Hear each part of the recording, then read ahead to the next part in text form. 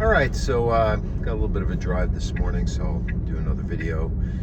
I don't do these that often. That's probably why I don't get much juice when it comes to social media, the algorithm. I've sure been hitting at it for a long time. That's why when people like say something like, "Oh, you're not a real dog trainer," this, that, I'm like, have you gone on my YouTube and just like done a little check of the history and seen like what I've done and like dogs I've trained and what I understand when it comes to training dogs?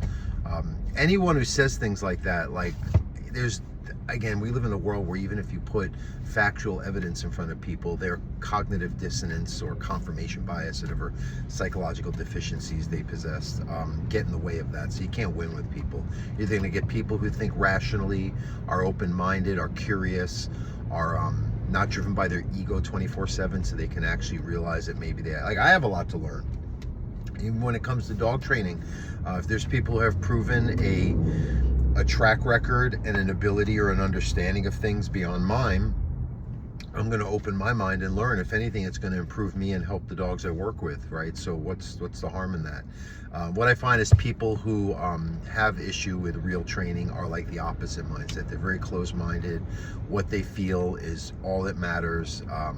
Yeah, it's like almost like I've talked about this before, we live in a world now where there's people, like there's like probably more than two, but at least from what I understand, like there's like just separate sets of consciousness is in people, where I think there's a large group of people that when they look through their eyes, and they interpret the world and get feedback from it, it's something different than the inherent reality that is what actually exists as it is, as what's green is green. And again, there's theories of like, well, everything is just all quantum energy and nothing's real, nothing's even solid. And I do agree with that, but there's still like a concept of how these, atoms, molecules, or quarks, whatever, that come together to create this reality that we exist.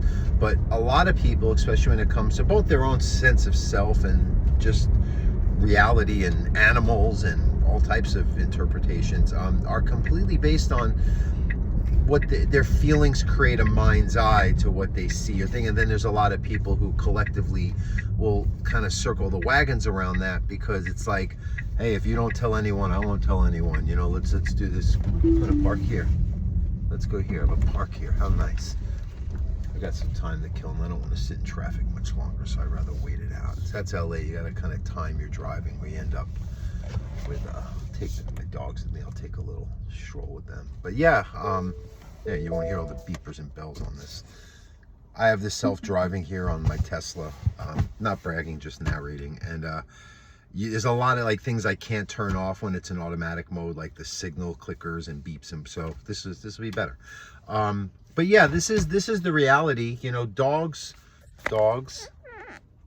they're seeing kind of their one way, and it is how it is. When they interact, they're not, their egos, their agendas, what they're trying to get over on the other one, it's just not part of how they interact. And humans, especially now, are so in this like hustle culture and this thing where everybody wants to, come here, sweetie, my little girl.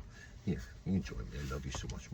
She has a belly rub. I love this dog. Yeah, it's like, this isn't how they interact. And sometimes, like, again, like, we love our dogs, right? There's no lack of that when I work with people and their dogs are struggling with, sometimes really severe behavior problems. But their love is almost blinding them to seeing what their dog needs, or to stop doing what they're doing. Like they're addicted to it. And it's hard for people, and I get it. And I even, like, on the phone, I take sometimes 20-30 minutes on an initial phone call. I'm not charging them for it, just to really lay it out. Like, hey, this is what's going to have to happen if I come to your house and start working with you. It's the only way this works for people. You're going to have to make changes. No, you can't do this. If me, as someone with this much experience, understands doing this or not doing that is going to equate to your dog living in peace and not having the behavior issues. Because most dogs, their issues, it just stems from them just not understanding what to do, what their job is. They don't have a plan. Like, literally, dogs can get anxiety just not knowing where to settle in the room that you're sharing with them, let alone waiting for you to get up to go to the bathroom, and they got to follow you, and then it's just on repeat. And that's where all your problems come from. They're keeping track of, they're patrolling, they're hunting around the environment to get their resources met, and they link into like, oh, if I follow you around, you'll produce the things I need to exist, instead of, if I just chill out and wait and conserve my energy, you'll initiate what's supposed to happen. And that's why I do a lot of structured training in the home, just to get the dog to feel that idea that the owner is aware. Because when we're walking around doing our stuff, you could be running the universe. They're like, you're just so distracted. You're not watching what I watch. You're not caring about the level of, when someone comes to the house or when we're walking and we encounter something where I feel I'm keeping track of you. So now that you're gone, I don't understand that lack of object permanence, and now I'm going to freak out because I don't think my resource is there to provide my needs for me. And that's not what you want from a dog. You want a dog that is sure-footed in their heart of hearts, that they're getting everything taken care of top to bottom, unless something's wrong, something's out of the norm, like you're acting so different, like it's a threat or something's not right. I always joke the house is on fire. That's when your dog can be high alert and tell you to do something. So, well, what am I with dogs supposed to lay around all day? In part, yes. And then what you do in between, and you see me with my dogs every day doing this, you have to create physical activities. You have to take time to train them. You have to work their mind and body. That's why I hike with my dogs all the time. That's why we go on structured walks. That's why you let them play with other dogs. You do fetch, you do tug in between. And then what you do is you get this downtime effect where they're not only physically but mentally tired, and you complement it with training, structure, and leadership in the home. And you end up with a really good dog. Now, granted, if your dog didn't learn this as a puppy or they came to you as a rescue, there's going to be some rehabilitation work, and it's going to be stressful. The dogs might not like it. You might not be used to having all the chains. Like, you can't do this stuff with a dog that's existing with, issues. And even Minnie, right? She used to be a little fresh one. Like, when I first adopted her at 1, she's like almost 11 now. I do this. I kiss her face, she bite me. She's like, why are you holding me? That's control. I get my way, because her previous owners let her run all over the house as a puppy and do whatever she wanted, and that wasn't working for her. So I had to implement structure and leadership and boundaries. And yes, if she did get fresh, I would correct her. I would stop petting her. I'd put her down and make her go to her spot or her kennel. And she learned, like, oh, I don't get that far by operating this way. And more importantly, I don't feel like I have to operate this way, because of the human in my life is giving me everything specifically that I need, top to bottom again, so that I don't have to worry about these other things, or I don't need to be so on the move, because I feel my independence gets me through my days instead of relying on someone to take care of me. So when they hold me, that affection is misinterpreted as control. So a lot of dogs, it's based on the control and the inability to move independently when they think that they have to be always on the case. And again, they should be vigilant and intense when you're running and fetching and playing with their peers. But again, a lot of the interactions with us should be kind of chill and relaxed and a calm energy and a sensory organized state. And when you're sensory organized, you feel happy, you feel at peace. That's why if you're relaxing, meditating on the beach, sitting on your rowboat, whatever it is, you have a calmer state of mind. And again, human conditions are harder because we have to take care of ourselves. We have bills, we've got obligations, we got all types of things we have to deal with in society. Dogs they don't understand this. They just are what they are, and that's why they have such a great potential for happiness. But the problem is that we project, or we're too busy, or we don't want to see what they see. Back to the original part of this video, is that we see something different. And I get it. I indulge in it. She's my cute little rat. I understand. But if I was indulging in like how she makes me feel all the time, which I do like exclusively now, before how her needs are met, it's a nightmare. You're not going to win this game with love. And it doesn't mean you're going to win it with punishment or authority or pain. None of that either. It's a plan. It's understanding how to communicate with your dog and get their sensory system organized and create enough structure, boundaries, and schedule that you set as their human in their life, so that they can feel that a pack leader is not someone to feel scared of. It's someone you feel safest around, because it's who's going to cover every base. And if there's something not right, they're going to lead you through it. Many owners are not coming off as leaders to their dogs. They're coming off as, again, a resource, and that creates all the issues in the world. She's so cute. Stinky face, though. Oof. Such stinky fish face.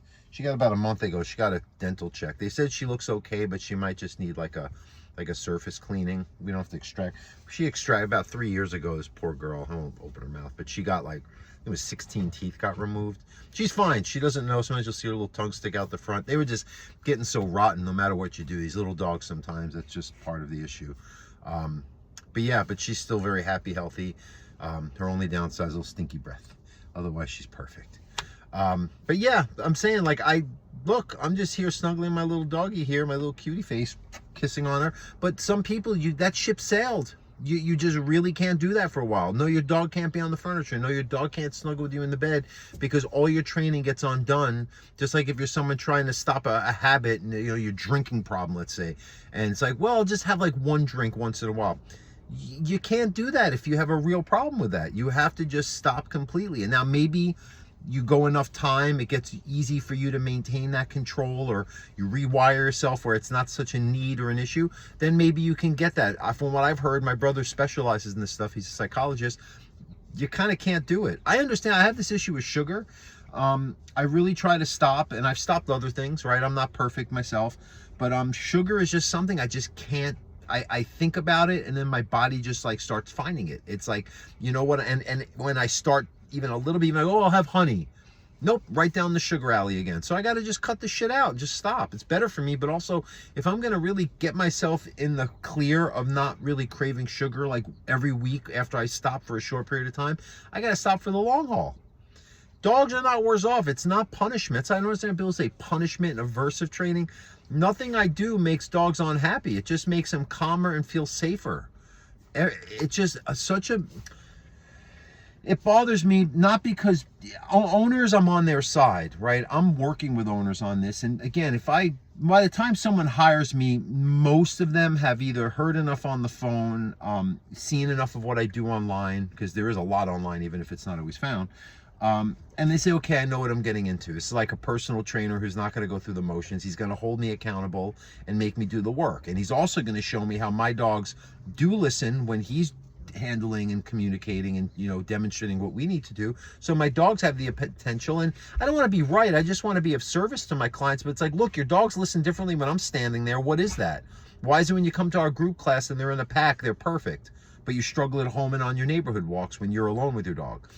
What's the factor there? What's the piece that, it's you. Not that you did. Again, I hate making people feel like they're being blamed for their dog's issues. Some people are just downright neglectful, and I wouldn't work with them. They're just not going to. But some people just didn't realize, or like, well, it worked with my other dogs. Yeah, I have a case now. They have 4 dogs. 2 of them we're working on. 2 of them are fine. 2 of them are older. I mean, it's just what the dynamics are. But then I have people where they'll have like 2 dogs, and they hire me to work with the younger one. There's like but I'm like, but your other dog is reacting to guests too. It's not they're not biting guests, but there's still a strong reaction that is for sure driving your other dog to step it up. So we have to have both dogs, at least when it's greeting times or feeding or other new events. Both dogs have to be training. Dogs are meant to be trained. Dogs are meant to have a job and something to do. They're not just meant for our enjoyment and indulgences. They're not an accessory. That's what's hard. I mean, even when I started as a trainer 30 years ago, it was not like this. They weren't as involved in their dogs. Like, dogs, you didn't see them in the car and in public. And I like that. My dogs are like this with me. Look, there's my other guy. And it is, if you have a well-trained, happy dog, they should be welcome in reasonably most public spaces. I don't agree with like taking them into supermarkets unless you have a bona fide service dog need. But short of that, like, yeah, I take my dogs alone as long as they're well behaved, they're not affecting other people or other people's dogs, and they are. You okay, Sue? Why don't you lay down, relax, down. Gonna do a circle, and there we go. Good boy. So yeah, so that's my 2 cents on all of it. This really is. I just try to. It's not training's easy. It's conditioning. You create a cue, or you show them what you want. Okay, buddy? You show them what you want, and then you stay consistent with it. And yes, you need treats. You need the certain tools. Some dogs you can use a regular collar. Some dogs you can use a slip lead, a pinch collar. Some dogs I'll use a harness if they're old and very, or if they're just kind of really mellow and we're not doing much walking exercises. But generally harnesses cause pulling, and when you hold the leash with anything that's with tension, collar even, it creates an opposition reflex. The dogs disconnect from you. A lot of dogs, like, they'll say, oh, my dog does that. I'm like, oh, you're walking a dog with a harness. How'd you know?